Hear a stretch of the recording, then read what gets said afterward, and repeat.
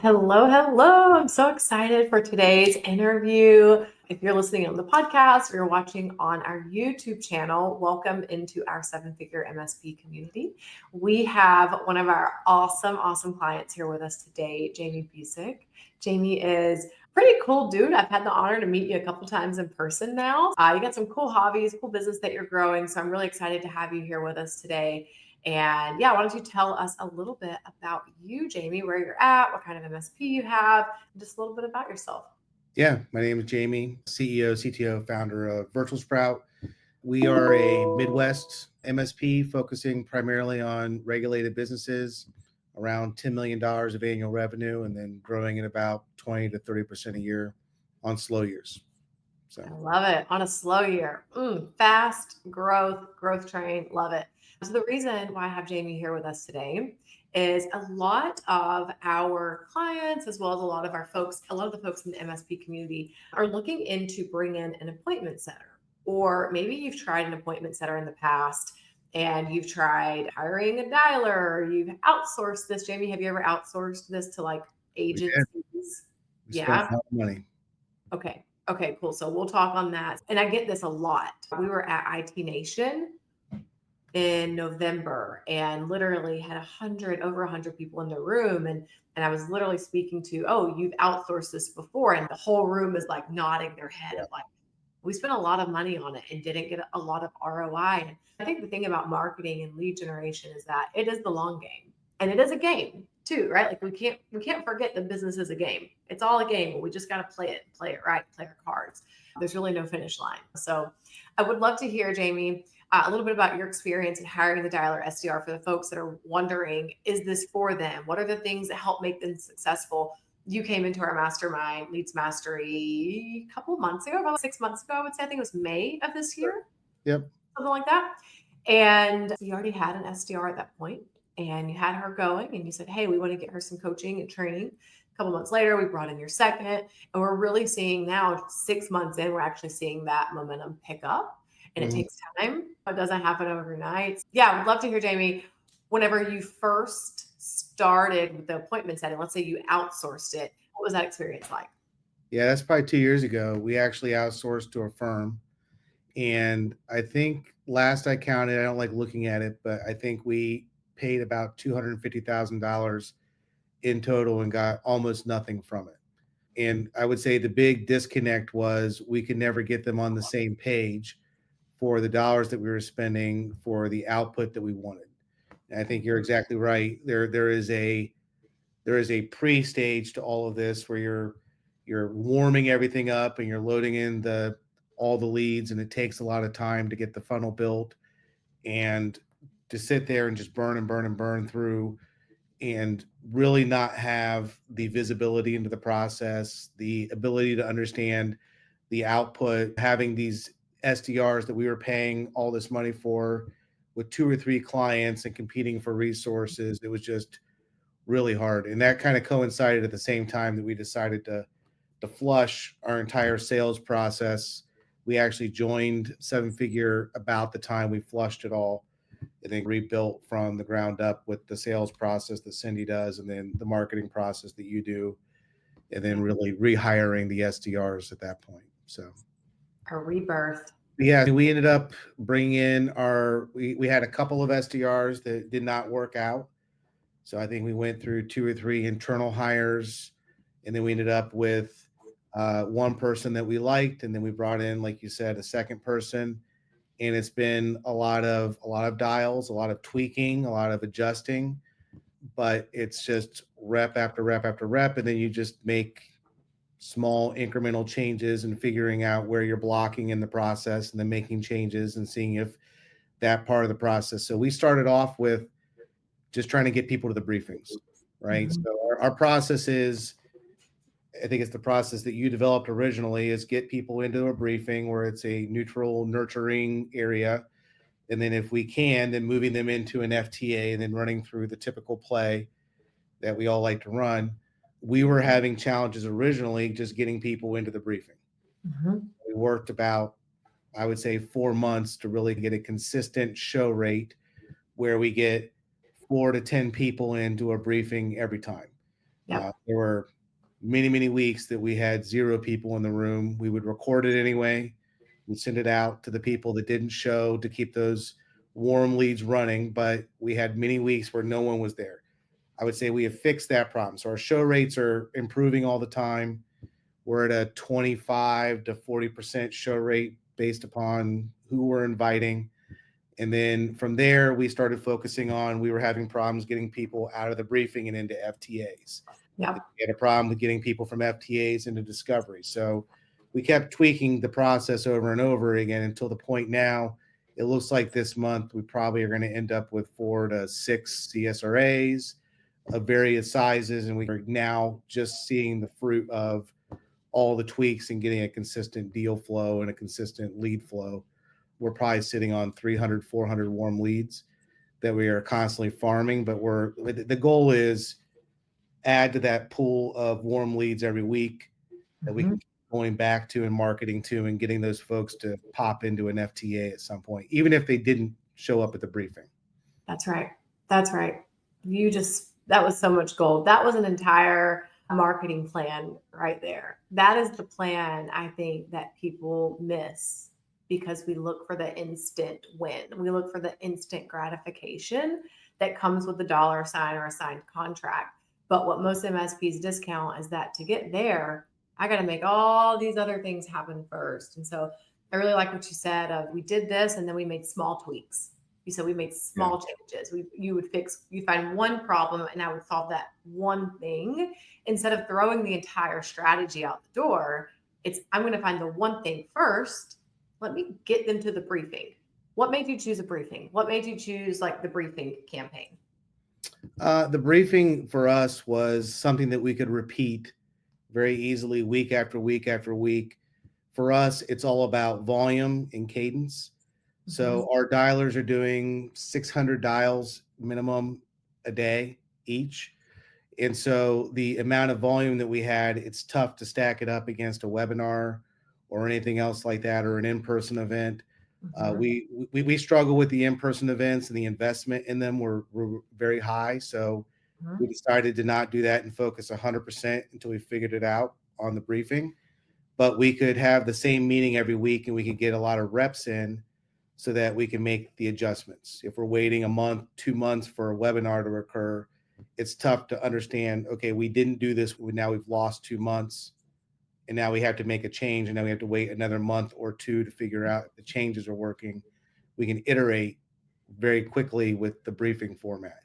Yeah, it's super simple. I'm in a round of marketing machine right now, which is like what comes before leads mastery in most cases. If there's zero marketing going on, which whenever you and I started in conversation, you already had a lot of this marketing stuff going. You were not new to this. I think it was just getting the game plan in place, like just Yeah. creating the consistency, really. But this morning in marketing machine, we were talking about the briefing, and the group is like, well, what do we do first? And we need a campaign. I don't. What do I talk about? And I said, the briefing is the easiest way to just get people into your world, just to get them into your ecosystem. Because, like you said, every single week it's 15, 20 minutes. How long do your briefings run?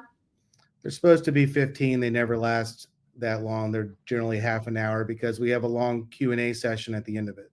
There you go. And that's the whole point. That's the exact point, is to get people talking to you, get them into your world, the neutral landing space. And Mhm. I'm not trying to get them to get immediately to an FTA. That's actually where a lot of these outsourced third party agencies drop the ball because maybe you have calls in the books. They'll fill your calendar because that's how they get paid. But when they get on the call with you, they're like, I don't really know why I'm here. Or this guy told me that you were going to beat my current provider's pricing or something crazy. And you're like, yeah, no, I don't think this is going to work. And so you're really just spinning your wheels. So the briefing is such a great way to get them into your world. Whenever you get them into the briefing, then you just run the play from there. And really, it's just creating that rinse and repeat process. So one of the questions that came through from our client group today was, how do you train the SDR? What do you do to get them to be successful? Is it a daily meeting? Is it clear scripts? Is it videos? Like all these things, anything specifically, Jamie, and I can share from my perspective, but I would love to hear from your perspective. What do you think has really Sure. set your team up for success? because this is a hard role. Like, let's be honest. Yeah. Like, it's hard. I wouldn't want to make cold calls all day. I've done it, but I don't want to. So, what would you say sets them up for success? So I would say first, we try to deliver a message to the SDRs and the SDRs then to the prospects that we're not trying to sell anything. So when they're calling into these lists, they're not trying to sell an appointment, they're not trying to sell a service, it's not selling anything. The message is we're here to deliver education. We want you to understand what's happening. Come into this briefing so that we can inform you. We promise that when you get there, we're not going to sell you anything at all. So there's a lot of that because people don't want to be sold to. They don't want they really don't care what we're selling. And so that's the first message. The other thing that we're doing that I think has helped a lot with getting everybody comfortable on the phone and getting everybody comfortable to push people into these briefings is that we talk about adding value. Like how much value can we add as fast as humanly possible to the relationship to build rapport, to build confidence, and for those folks to want to take the next step. So we're offering, and this was actually, I think, a suggestion that John made in one of the masterminds. He had talked about offering up free cyber training. So we offer free cyber training, we offer free checkups, we offer free dark web scans. We have all this stuff that costs us very little money except for time. Yep. And then we just offer it. And then when they get into the briefing, then we take them and at the end of the briefing, we use, hey, you want to get all this stuff set up. We need to get an engineer involved. Come to the FTA, which we've now recrafted to be FTA plus, setting up all these free things that we offer them to Mm-hmm. get the hump. And then as they go into the FTA and we're going through all the FTC checkups, which is like a mini CSRA, then it's starting to turn people's light bulbs on, Yep. right? Getting them Yep. aware that, hey, maybe we're not as buttoned up as we thought we were. Maybe my buddy who's doing IT isn't the best. So we spend a lot of time in the mornings. We meet every morning before they go to leads mastery, talk about what happened the prior day.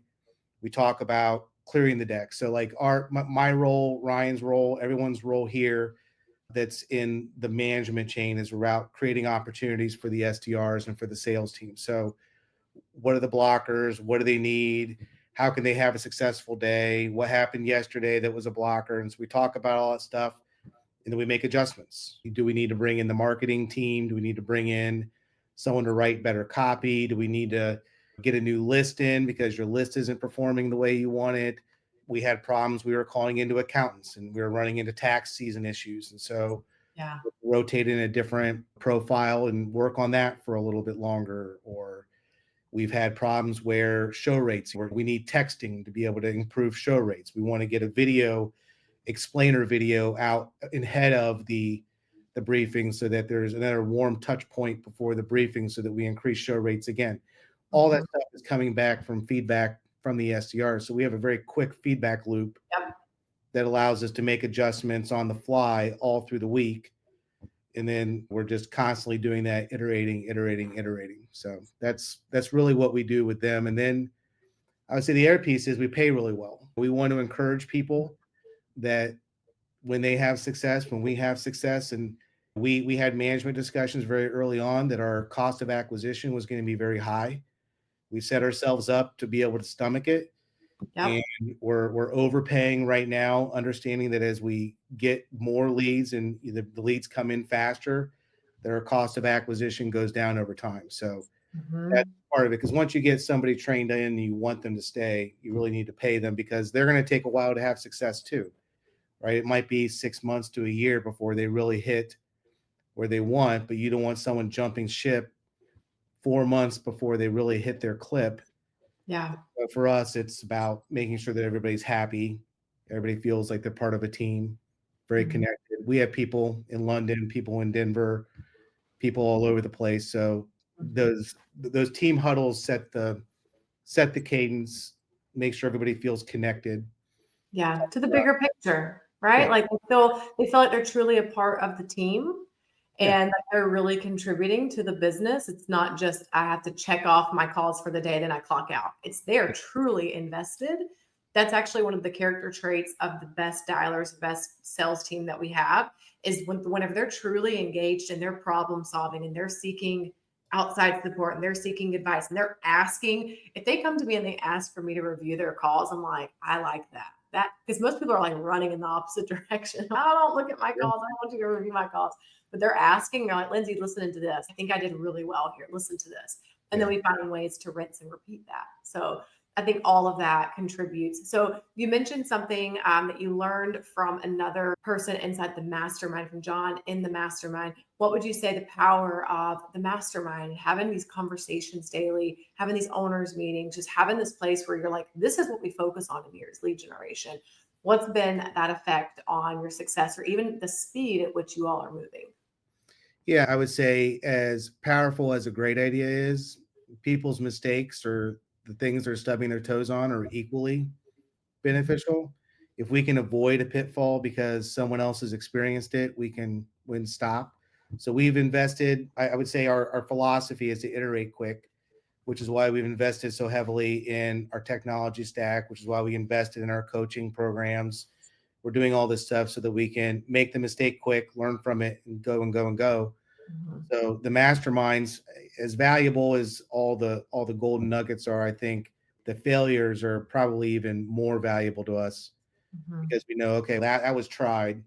And I think we talked about yesterday. There's so much you could do, just narrowing down the field of this. This is the four things that we're going to be really good at this quarter, and we're Mhm. going to do it not volume times one. We're going to do it volume times 10 That's right. so that we can figure out, okay, this thing really isn't working. Which is why if we're making 1,200 phone calls a day, you can Mhm. very quickly understand this message doesn't work. This That's message right. doesn't work. So Yeah, yeah, we have enough data. The data set's large enough that we can look at it and we can make decisions really fast. 100%. That's what, from a coach's perspective, I'm able to see that across the board. So I talk about collapsing time. This is how we collapse time in there because we can see trends across the market in general. So I can see, okay, what's happening over here in Jamie's business? I'm seeing, let's say, a drop off in opt-in rates to this call to action. Oh, wait, I'm also seeing it over here in A, B, and C's business as well to this one call to action. And then we can all make a collective decision. Let's try something else. Let's push them to this thing instead. Boom, we try it. And so then that takes us having to do 4 times the amount of mistakes or 4 times the amount of effort to come to that conclusion whenever I can see it across the board. And that's why we are so huge on the data, numbers, end of day KPIs, metrics, all those things. I sound like a broken record about it, but it's so important for us to be able, like you said, I need to fail, and then we can fail fast, and then we can move, then we can pivot, then we can make another decision, we can do something else. And that's the game of marketing. That's the game of sales. The same problems that we have right now of how do we get more leads, how do we increase our show up rates, how do we increase the conversion rate to the show up, to the FTA, to the discovery. It's the same problems we're going to have 5 years from now. So I might as well learn to act fast and pivot quickly. It's the same problems now as it's going to be then. It's always going to be the same problems. And I think that a lot of people are looking for the one secret. Give me the one campaign that's going to convert leads in 24 hours. yeah, It doesn't exist. It's not a thing. yeah, no, it's a grind and it's small changes. I really can't say that enough. We make a lot of small tweaks, but you have to be able to see if it worked. You have to be able to run the reps to be able to see if it actually works. That's the one thing for us is how fast can you test out a theory and how fast can you see if it works or not, and then make a small new change. But you Yep. can't make a lot of changes and you can't just implement something day one and expect it to work. That's right. And you got to be involved in the process. I think that that's something that I've no, like this is very notable of you and your team is that you're so involved in the process. We're having conversations. We're like, oh, I'm trying this dialer, or we're doing this system, or we're going to do this. You were just so involved in the process. Any mastermind or any group program or any of the stuff, it's not done for you. And if it's done for you, it's probably not done well. Sure. So you have to be invested in the process. Just from a coaching perspective, I think that that has like catapulted the rate at which you all have moved because you're invested in that process. So I have one final question for you, Jamie. Sure. 12 months from now, 1 year from now, let's say we come back, we have this conversation again a year from now. Where do you see Virtual Sprout 12 months now? Well, I could tell you what our 25 plan is. So we're aiming for around 24 CSRAs a month. So that's where we're trying to get to. We're going to end up with probably 2 or 3 more dialers to continue pushing top of funnel. And then we're going to just move the bottleneck. The bottleneck will then move to the closing side of the house. Yep. And then we'll have a fulfillment problem. So I think we're very aware that we're just creating new bottlenecks around the business, but we've loaded up this year, all the tech, all the coaching, all the process. We feel very good about, we just need to do more.